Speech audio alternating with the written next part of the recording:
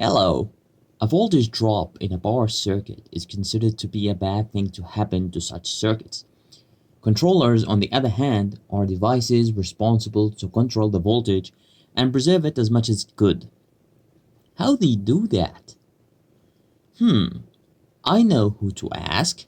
An engineer at Jordan University of Science and Technology made a solution to this problem.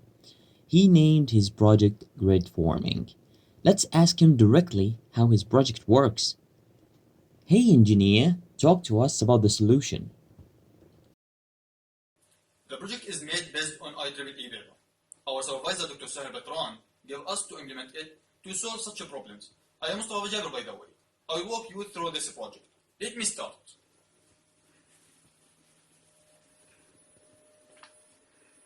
A project brain is this FPGA board. An FPGA is an electronic device that can implement digital logic circuits and can be programmed using languages such as VHDL and Verilog. The one here is a program using the Verilog language. Mustafa, what are those small PCBs next to the FPGA?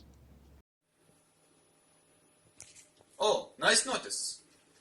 Those small things are our main doors to the power circuit. Main doors? Yes, those doors connect our decision maker, FPGA, that decide when the switches in the power circuit should be opened or closed based on load condition. I see small fans there. What are they for? The device that cools it down is called the inverter. The inverter is a device that contains power switches which controlled by FPGA, as I showed you before. I see a screen that draws strange lines and numbers. What do they mean? Okay, sir. This screen shows voltage and current from the load. And the number tell us at what frequency should the system operates, the desired voltage and the available DC voltage. The last two voltage is displayed on FPGA. Now that you told me a lot about the components of this project, I wonder how they all work together to solve our problem. Fair enough. Let me start from FPGA. Entering reference voltage and available DC voltage is the first step, which is already done here. At startup, no feedback data coming from load. The system decides how and when to open and close the switches, which pushes the circuit forward. At this point, initial voltage appears at load. The load responds to this voltage and thus current flows. A small time passes and I start getting measurement from these devices, which are CTs and VTs.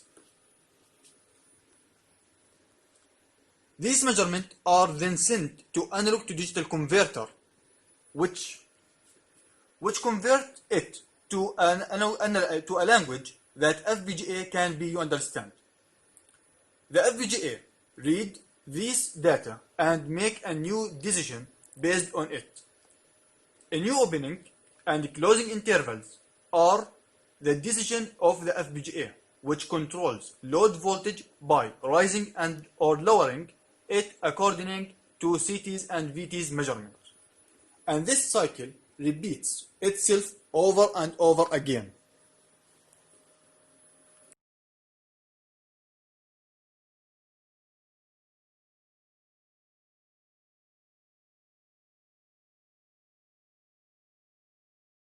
The voltage is 16.4 volt. Now we add second load.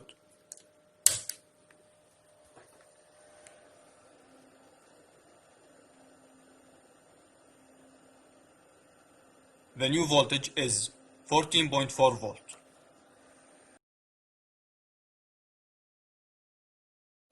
The voltage now is 20 volt. Now we increase the load.